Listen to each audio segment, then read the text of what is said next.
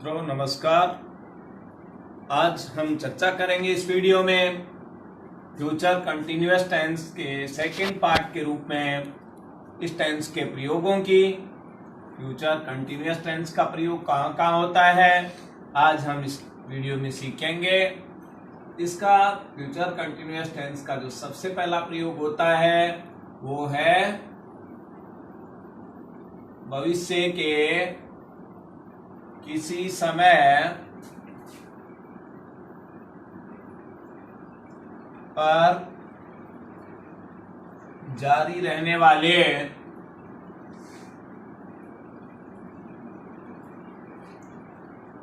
संभावित कार्य को बताने के लिए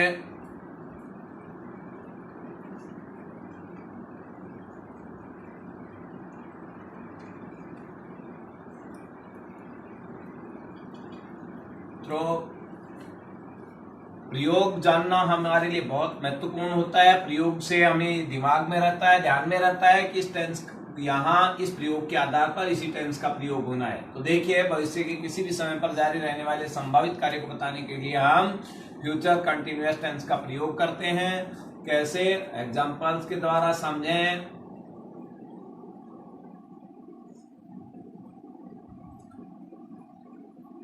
अगर आप कहते हैं कि अगले साल इन दिनों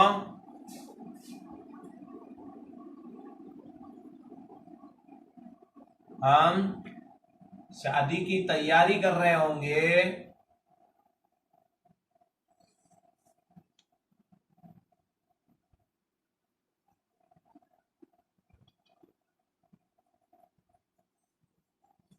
तो ये बात कब की हो रही है? आप अगले साल इन दिनों क्या कर रहे होंगे बता रहे हैं।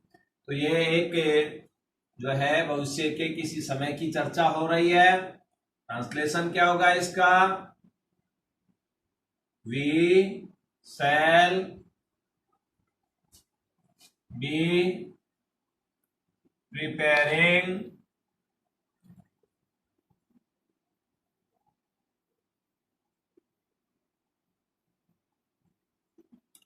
of the marriage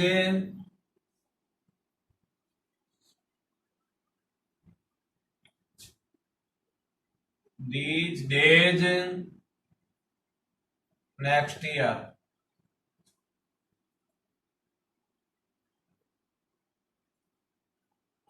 यहां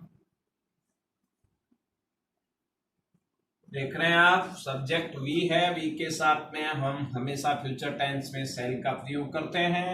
आई और वी के साथ सेल होता है, बाकी सबके साथ विल होता है, इसलिए यहाँ सेल बी का यूज हो रहा है।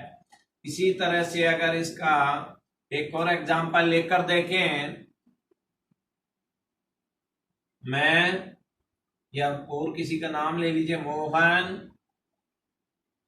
कल शाम को इस वक्त, मोहन कल शाम को इस वक्त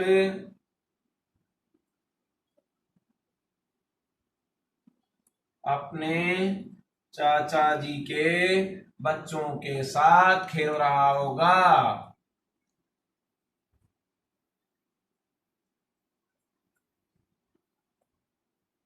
अब ये मान लीजिए आप को मोहन कह रहा था कि कल वो अपने चाचा जी के घर जाएगा और कल शाम को वहीं रहेगा। तो अब आप ये बात और किसी से बता रहे हैं कि मोहन कल शाम को इस समय क्या कर रहा होगा।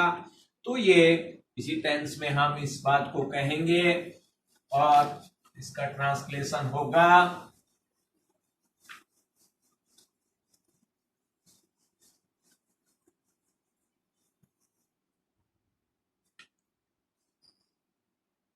मोहन will be playing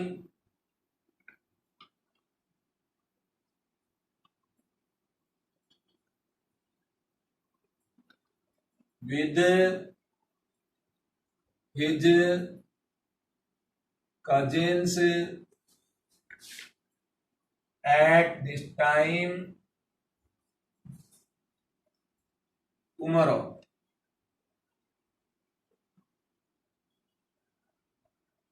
तो ये इसका जो सबसे ज्यादा प्रयोग है इस टेंस का वो है। दूसरा इसी तरह से इसका प्रयोग है भविष्य की संभावित साथ साथ होने वाली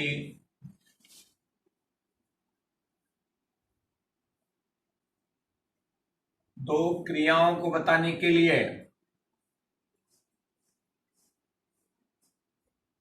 इसी टेंस का प्रयोग होता है।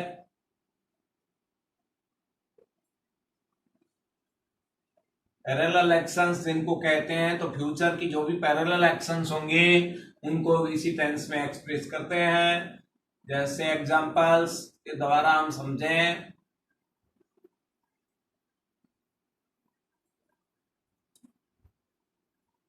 नेहा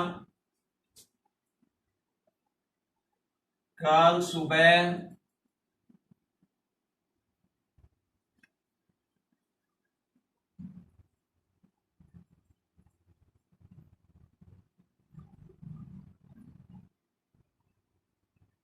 पत्र लिख रही होगी और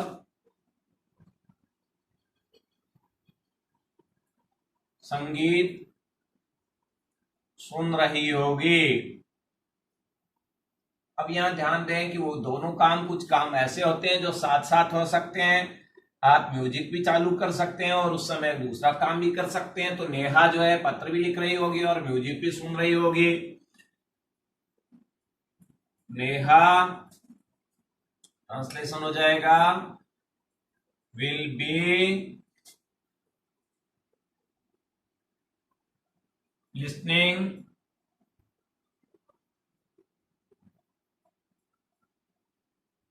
music and writing a letter in the morning tomorrow।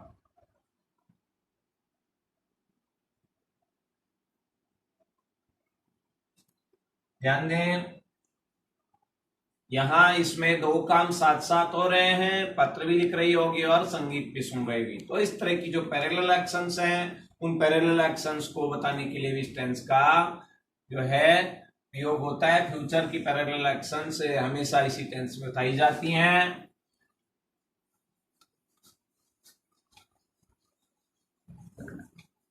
इसी तरह से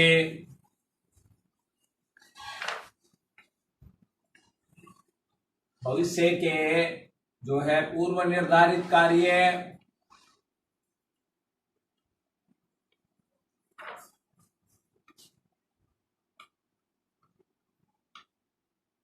भविष्य के पूर्व निर्धारित ऐसे कार्यों को बताने के लिए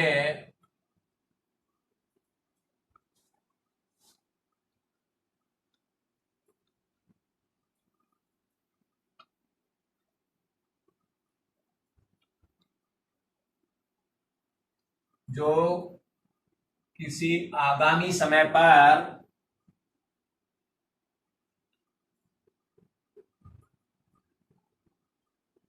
जारी रहेंगे। देखें उदाहरण के तौर पर,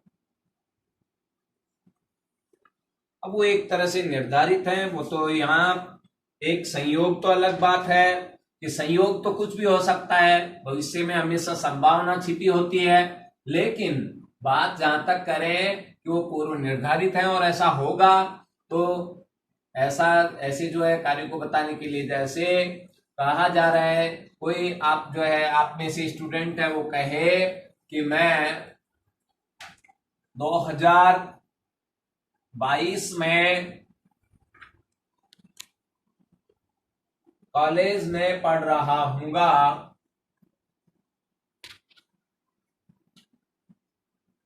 तो अभी के हिसाब से, जिस हिसाब से उसकी प्रोग्रेस है, जिस क्लास में वो पढ़ रहा है, उसके अकॉर्डिंग ऐसा है, पॉसिबल है और उसका ये सही है।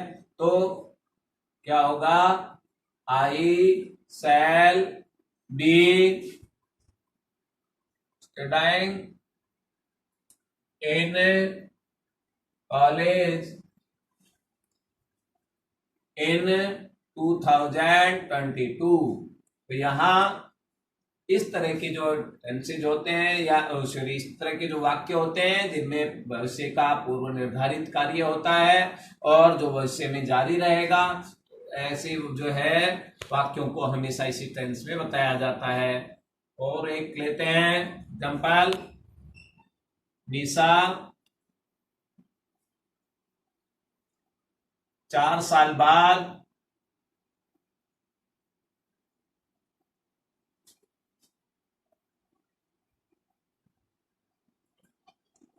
ससुराल में रह रही होगी। अब ये एक तरह से मान लीजिए उसकी शादी तय हो गई है। अब ये है कि वो जो है ससुराल में जाने लायक उम्र में है, तो निश्चित तौर पर वो 4 साल बाद ससुराल में रह रही होगी। तो ये अधिकतर जो है संभावना है। तो अब यहाँ क्या होगा, ट्रांसलेशन होगा, निशा will be living in her in-laws house